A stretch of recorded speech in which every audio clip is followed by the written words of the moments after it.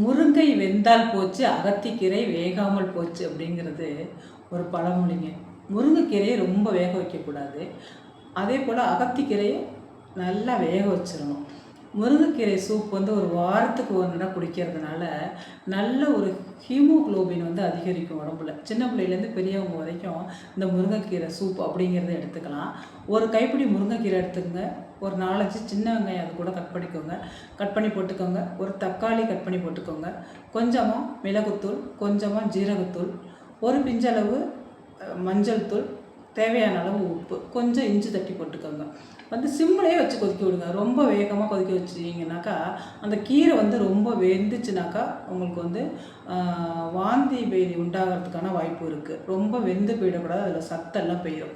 அதனால் வந்து சிம்மிலேயே அந்த தண்ணி நல்லா கொதித்தோன்னே இதை எல்லாத்தையும் போட்டு நல்லா கொதி வந்தோடனே மூடிடுங்க. மூடிட்டு ஒரு 2-3 நிமிஷம் கழித்து ரொம்ப நேரம் கொதிக்க வைக்கக்கூடாது. சிம்மிலே வச்சு கொதிக்க வச்சுட்டு வடிகட்டி நீங்கள் குடிச்சிட்டு வாங்க. அந்த முருங்கைக்கீரை சூப்பை வாரம் ஒரு தடவை தவறாமல் எடுத்துக்கோங்க. இதனால் பார்த்தீங்கன்னாக்கா ரத்தம் வந்து நல்லா ஊறுறதுக்கான ஒரு தன்மை உண்டு.